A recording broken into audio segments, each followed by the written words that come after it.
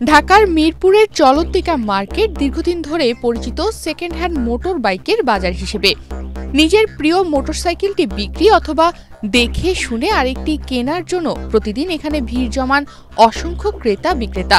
ফলে এই মার্কেটকে ঘিরে গড়ে উঠেছে পুরনো বাইকের জমজমাট ব্যবসা। কিন্তু বিআরটি এর একের পর এক নতুন নিয়মের কারণে বেশ কিছুদিন ধরে জটিলতায় পড়ছেন এখানকার ব্যবসায়ীরা। বিআরটি এখন একের পর এক নতুন নিয়ম বের করার কারণে মালিকানাতেও জটিলতা হচ্ছে। অনেক কাস্টমার বাংলাদেশে এখন বর্তমানে 75% রাইডারেরই ড্রাইভিং লাইসেন্স নাই, যার কারণ হচ্ছে তারা ড্রাইভিং লাইসেন্স করতে আইনি জটিলতা এবং বিভিন্ন বিআরটির ঝামেলার কারণে 6 মাস 7 মাস লেগে যায় একটা কাগজ পাইতে।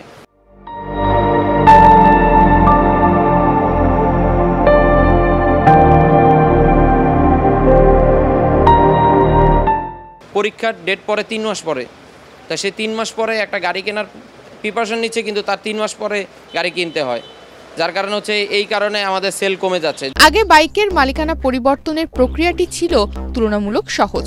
বিক্রেতা ব্যাংকে টাকা জমা দিতেন, নোটারি পাবলিকের মাধ্যমে এফিডেভিট করলেই সরাসরি মালিকানা পরিবর্তন করা যেত। পরে বিএসপি অ্যাকাউন্ট খোলা ও ফাইল জমা দেওয়া ছিল পরবর্তী ধাপ। কিন্তু এখন নিয়ম বদলে গেছে।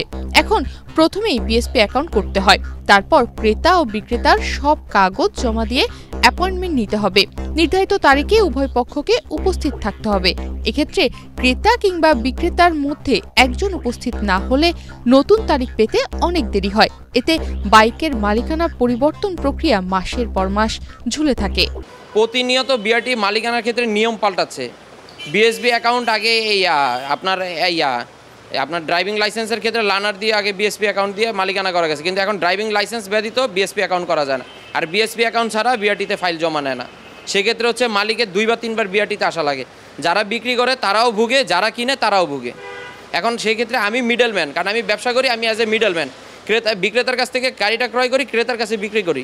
সেক্ষেত্রে হচ্ছে দুইজনই আমার প্রেশার ক্রিয়েট করে, কিন্তু বিআরটি থেকে আমি এটা বোঝাতে পারি না। এবং তাদের কাছে গেলে এগুলো বিষয় বললে বলে উপরস্থ কর্মকর্তাদের নির্দেশ, আমাদের কিছু করার নেই। কিন্তু আলটিমেটলি হচ্ছে গিয়ে ক্রেতা বিক্রেতা এবং মিডলম্যান 3 জনই ভুক্তভোগী হই। অন্যদিকে দেশে বর্তমানে বিপুল সংখ্যক রাইডারের ড্রাইভিং লাইসেন্স নেই।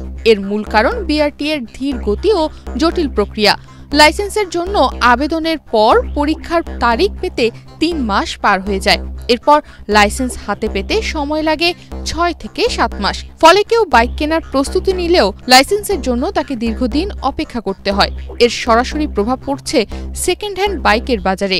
রিসেন্ট আমার গত সপ্তাহে আমার একটা মোটরসাইকেলের মালিকানা ছিল, ক্রেতাও গিয়েছে বিক্রেতাও গিয়েছে, আমিও গেছি। আমাদের আগে সিস্টেম ছিল আমরা ব্যাংকে টাকা জমা দিয়ে নোটারি এফিডেভিট করে ক্রেতা বিক্রেতাকে নিয়ে গিয়ে মালিকানা করতাম, করে বিএসপি অ্যাকাউন্ট করে আমরা ফাইল সাবমিট করতাম। কিন্তু এখন আবার নতুন সিস্টেম করছে বিআরটিতে, যে বিএসপি অ্যাকাউন্ট আগে করতে হবে, ক্রেতা বিক্রেতার ডকুমেন্ট সাবমিশন করতে হবে, তারা অ্যাপয়েন্টমেন্ট দিবে, দেওয়ার পরে ওই দিন মালিকানা করতে যেতে হবে। এখন যেদিন তারা বিআরটিতে অ্যাপয়েন্টমেন্ট দিবে সেদিন ক্রেতারও সমস্যা থাকতে পারে, বিক্রেতারও সমস্যা থাকতে পারে, কারণ মানুষ মাত্রিক সমস্যা থাকতে পারে। সেক্ষেত্রে হচ্ছে ওই ডেট মিস করলে তারা আবার পরবর্তী ডেট দিবে যেদিন তাদের অনলাইন সিস্টেমে আসবে। তো এটাতে একটা জটিলতা সৃষ্টি হয়। প্লাস হচ্ছে যে ক্রেতা গাড়ি কিনে নিয়ে যায় তারও রাস্তায় গাড়ি চালাইতে গেলে সার্জেন্ট ভুক্তভোগী করে, সার্জেন্ট পাঠায় বিআরটিতে, বিআরটি পাঠায় এই নিয়মের মধ্যে আমাদের ব্যবসা বাণিজ্যের বিশাল ঘাটতি লস হচ্ছে। চলন্তিকা মার্কেটের ব্যবসায়ীরা বলছেন, ক্রেতা বিক্রেতা ও মধ্যস্থতাকারীরা সবাইকেই একাধিকবার বিআরটিএতে দৌড়াতে হয়। মাঝে মধ্যে 3 জন একসাথে উপস্থিত হয়েও মালিকানা হস্তান্তর সম্পন্ন হচ্ছে না। নতুন নিয়মে মালিকানা হস্তান্তরের সময়সীমা বেড়ে যাওয়ায় অনেক ক্রেতা কেনা বাইক চালাতে গিয়ে রাস্তায় পুলিশের হয়রানির শিকার হন। এর প্রভাবে বাইকের বেচাকেনাও কমে গেছে। যদি বিআরটিএ জটিলতা দূর করে যত দ্রুত সম্ভব সবকিছু আপডেট করতে পারে, আমরাও দ্রুত করতে, এতে দেশের বিআরটির এবং আমাদের দুজনেরই দেশে যেমন রাজস্ব আদায় হবে সেভাবে হচ্ছে সেলও বাড়বে। বিআরটি এর এই জটিল প্রক্রিয়ার কারণে শুধু ক্রেতা বিক্রেতাই নয়, রাষ্ট্রীয় রাজস্ব আদায়ও ব্যাহত হচ্ছে। ব্যবসায়ীরা মনে করেন, প্রক্রিয়া সহজ করা হলে সেকেন্ড হ্যান্ড বাইকের বাজার চাঙ্গা হবে, বিক্রি বাড়বে, একই সঙ্গে বাজারের রাজস্ব আয়ও বাড়বে।